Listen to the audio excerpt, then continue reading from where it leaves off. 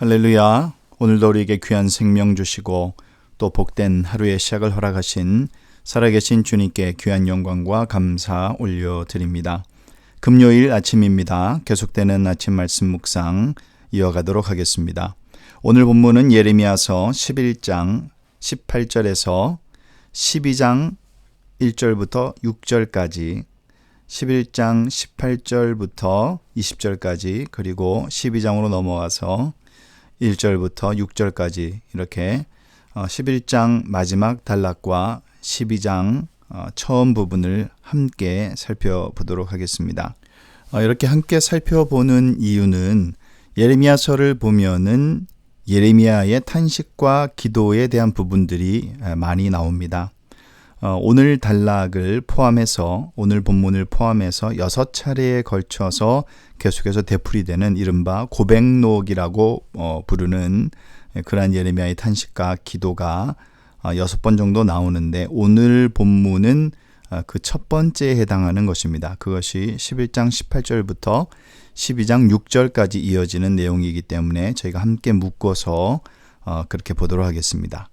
자, 그러면 6차례에 걸쳐서 되풀이되는 예레미야의 고백록 첫 번째 오늘 본문을 살펴보도록 하겠습니다. 첫 번째 해당하는 오늘 본문은 예레미야의 개인적인 내적 갈등, 특별히 그 당시에 공동체가 처한 상황을 모두 알려주어야 하는 이제 그러한 상황과 그 다음에 그러한 상황 속에서 예레미야에게 닥친 어떤 내적 갈등, 이러한 두 가지 부분이 함께 드러납니다. 먼저 서두에서 보면은 예레미야는 하나님께서 깨달음을 주셨습니다. 그래서 자신을 죽이려고 하는 고향 사람들, 아나돗 지역의 사람들이죠. 그리고 친족들의 음모까지 알게 되었다라고 18절에 말하고 있습니다. 예레미야로서는 그들의 음모가 굉장히 충격적으로 다가올 수밖에 없습니다. 왜냐하면 예레미야는 하나님께서 유다 백성에게 선포하라고 한 비판과 고발의 메시지, 그리고 백성이 저지른 죄악에 상응하는 그러한 심판의 메시지를 전했을 뿐이지요. 그런데 그 일로 말미암아 예레미야는 죽음의 위기를 겪게 되었기 때문에 사실은 그들을 살리고 또 그들을 사랑하고 안타까운 마음에서 그 말씀을 증거하면서 하나님께로 돌아오기를 얼마나 그렇게 간구하고 기도했습니까? 그런데 그 결과는 오히려 이러한 예레미야를 죽이기 위해서 음모를 꾸미고 있었음을 알게 되었습니다. 그러니 그 충격이 엄청나게 컸을 것입니다. 그로 인해서 예레미야는 하나님께 탄식하면서 부르짖게 됩니다. 그러면서 그는 자신의 처한 이 처지가 마치 도살장으로 끌려가는 순한 어린 양과 같다라고 그렇게 19절에 표현을 하고 있습니다. 19절 말씀을 함께 보겠습니다. 나는 끌려서 도살당하러 가는 순한 어린 양과 같으므로 그들이 나를 해하려고 꾀하기를 우리가 그 나무와 열매를 함께 박멸하자, 그렇게 말하고 있습니다. 그가 끌려가는, 마치 도살장에 끌려가는 어린 양과 같음을 말하면서 동시에 그를 또 나무에 비교를 하죠. 그 나무와 열매는 이제 자녀를 뜻합니다. 그와 예레미야의 자녀들을 함께 멸함으로써 그를 사람 사는 세상에서 없애버리자, 그리고 그의 이름이 다시는 기억되지 못하게 하자라고 그렇게 모의를 하는 것입니다. 19절 이제 하반절 보겠습니다. 그를 살아있는 자의 땅에서 끊어서 그의 이름이 다시 기억되지 못하게 하자 함을 내가 알지 못하였나이다. 이러한 음모가 있는 줄을 예레미야는 전혀 눈치채지 못하고 있었는데 하나님께서 그거를 알게 해주시죠. 그를 통해서 그는 그의 처지가 참 얼마나 이 끌려가는 어린 양과 같고 그리고 큰 고통과 슬픔 가운데 그는 빠지게 됩니다. 그래서 예레미야는 하나님께 이렇게 간구를 하죠. 공의로 판단하시며 사람의 마음을 감찰하시는 하나님께서 억울함과 원통함을 풀어달라고, 그리고 그들을 향해서 하나님의 공의의 심판으로 보복을 해달라, 그렇게 20절에 간구를 합니다. 20절 보겠습니다. 공의로 판단하시며 사람의 마음을 감찰하시는 만군의 여호와여, 나의 원통함을 주께 아뢰었사오니 그들에게 대한 주의 보복을 내가 보리이다 하였더니. 예레미야가 이렇게 탄식의 간구와 그의 원통함을 하나님께 아뢰입니다. 이제 21절부터 23절까지의 말씀은 그러한 예레미야에 대한 하나님의 응답이 이제 나타납니다. 21절부터 보겠습니다. 하나님께서 이렇게 예레미야의 목숨을 노리는 아나돗 사람들에게 임할 심판을 선고하시죠. 아나돗 사람들은 예레미야가 하나님의 이름으로 예언하는 날에는 자기들 손에 죽을 것이다, 그렇게 엄한 경고를 날리고 있습니다. 21절 보겠습니다. 여호와께서 아나돗 사람들에게 대하여 이와 같이 말씀하시되 그들이 내 생명을 빼앗으려고 찾아 이르기를 너는 여호와의 이름으로 예언하지 말라, 두렵건대 우리 손에 죽을까 하노라 하도다. 이러한 그들의 경고와 협박이 더욱더 예레미야의 마음을 아프게 아마 했을 것입니다. 그러나 이러한 경고는 그냥 그들이 하는 말이죠. 결코 이루어질 수 없는 일입니다. 그 이유는 두 가지입니다. 첫 번째, 예레미야가 하나님께서 친히 예언자로 세우신 말씀의 종이라는 사실이 있죠. 예레미야의 예언 활동의 처음과 끝은 그를 예언자로 세우신 하나님에 의해서만 가능한 것이지 결코 사람의 힘이나 또는 무력이나 생명을 위협함으로써 중단시킬 수 있는 그러한 일들이 아니라는 것입니다. 두 번째는 하나님께서 정하신 심판이 그들에게 반드시 임할 것이라는 사실이죠. 22절의 심판의 메시지는 두 종류의 심판에 대해서 언급을 하고 있습니다. 칼, 전쟁이죠. 그리고 기근에 관한 것입니다. 하나님께서 그들을 벌하실 것이 분명한 사실이고 그때는 온다라는 사실입니다. 그때에는 청년들이 칼에 죽고 자녀들은 기근에 또 죽을 것이다 라고 말씀합니다.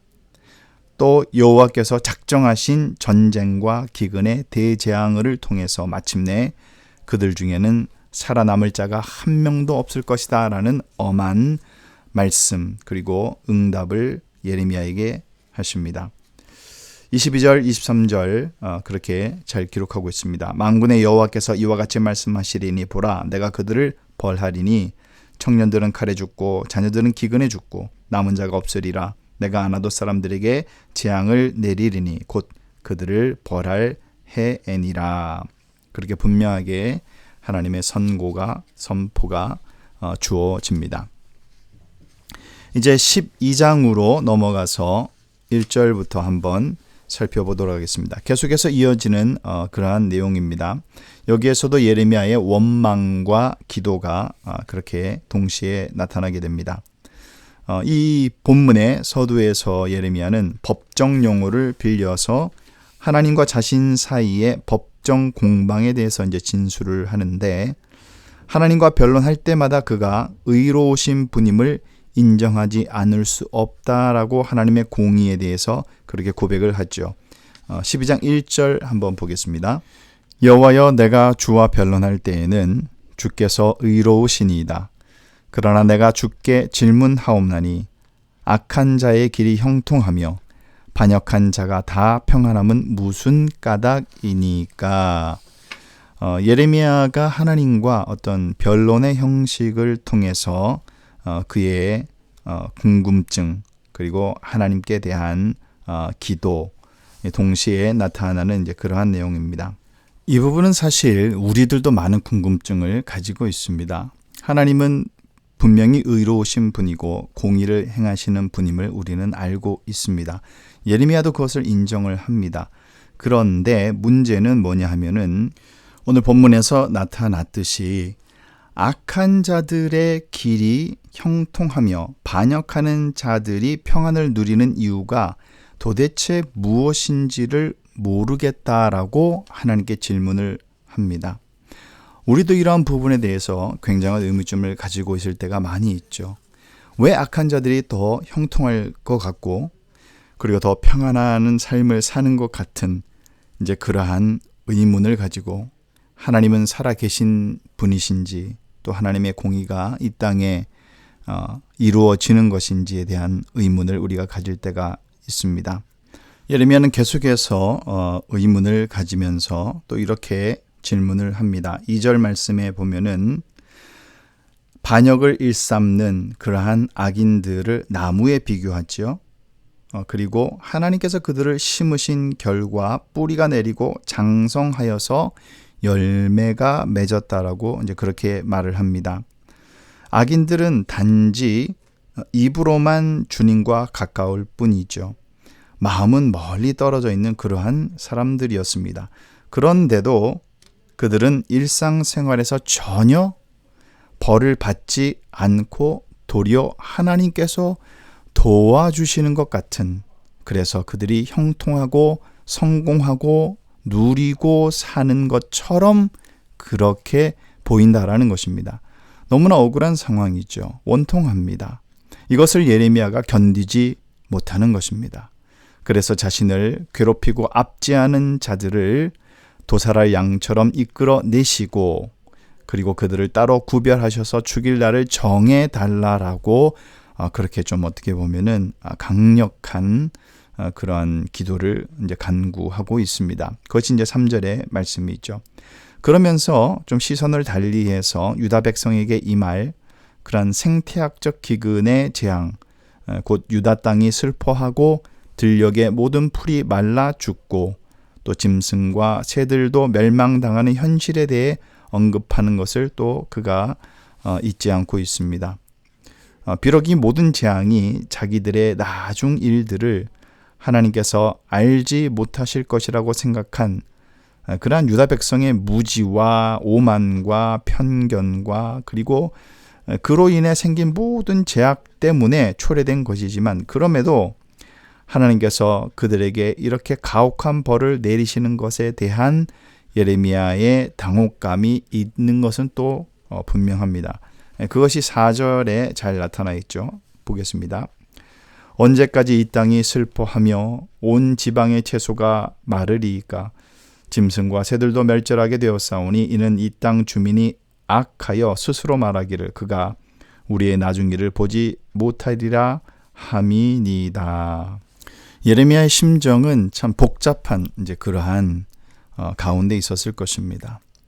악행을 행하는 저들만 그냥 하나님께서 멸하시고 그 외의 것들은 살려주시든지 아니면 이 일을 빨리 멈추게 하셔서 그들을 빨리 벌하시고 심판하셔서 다시 회복시켜 주시든지 이러한 복잡한 심정으로 하나님께 아뢰었을 것입니다. 이에 대한 하나님의 응답이 또 5절, 6절에 이어지죠. 하나님께서 먼저 이러한 예를 들어주십니다. 보행자와 함께 달려도 피곤한데 말과 달리기를 한다면 어떻게 되겠느냐라고 5절에 물으십니다. 한번 5절을 보겠습니다. 만일 네가 보행자와 함께 달려도 피곤하면 어찌 능히 말과 경주하겠느냐? 네가 평안한 땅에서는 무사하려니와 요단강 물이 넘칠 때에는 어찌 하겠느냐라는 그러한 질문을 던지십니다. 여기서 말하는 보행자는 이제 예레미야를 죽이고자 하는 아나돗 지역 사람들과 친족들을 가리키는 것이겠죠. 그리고 말이라는 것은 바벨론 군대를 가리키는 이제 그러한 것이 되겠습니다. 그래서 이 질문의 의미는 지금 당장 네가 예레미야가 보행자와 함께 달리겠지만 앞으로는 말과 함께 달리기를 해야 할 상황이 닥칠 것임을 말씀하고 암시하고 있는 것입니다. 평안한 땅에서 안전하게 지낼 수는 있지만 그런데 만약에 요단 강물이 넘칠 때에는 어떻게 하겠느냐? 이거는 사람의 힘으로 어떻게 할 수 없는 이제 그러한 말씀을 하고 계시는 것이죠. 그래서 이 질문은 유다 백성이 약속의 땅 가나안에서의 안락한 삶을 떠나서 광야의 덤불과도 같은 바벨론 땅에서 거칠고 괴로운 포로 생활을 하게 될 것임을 예고하고 암시하는 말씀이 되겠습니다. 하나님께서는 이 두 가지 질문을 통해서 예레미야의 예언 활동이 점점 또 힘들어질 것이다라는 것을 예고하시면서 동시에 형제와 아버지의 집조차 그를 속이고 마치 짐승을 사냥하듯이 그의 뒤에서 크게 소리를 지를 것이니까 그들이 좋은 말을 할지라도 믿지 말라라고 또 그렇게 경고의 말씀을 하고 있습니다. 6절 말씀 마지막으로 보겠습니다. 내 형제와 아버지의 집이라도 너를 속이며 내 뒤에서 크게 외치나니 그들이 내게 좋은 말을 할지라도 너는 믿지 말지어다. 사람의 말 절대로 믿지 말고 오직 하나님만, 하나님께서 하시는 그 말씀만 듣고 믿고 증거하라. 이제 그러한 말씀이 되겠습니다. 왜 이런 말씀을 주셨을까요? 사람은 두려움과 그리고 어지러운 판단이 서지 않는 상황 속에서는 하나님을 잊어버리는 그러한 순간이 찾아옵니다. 그렇기 때문에 하나님께서는 정신 똑바로 차리고 하나님의 말씀에 더 집중하라라고 예레미야에게 다그치는 것이죠. 사람이 환경이 변하고 낙심한 상황이 닥쳐오면은요, 환경을 바라볼 수밖에 없고 지푸라기 잡는 심정으로 그거 찾아서 다닐 것입니다. 우리는 핍박을 피해서 이리저리 도망 다니는 사람들이 아니라 두려움과 핍박을 이길 수 있는 힘을 달라고 하나님께 간구해야 될 줄로 믿습니다. 그것이 믿는 사람들의 능력입니다. 하나님께서는 그 능력의 원천이시기 때문에 그러한 힘을, 이길 힘을 반드시 우리에게 주실 것입니다.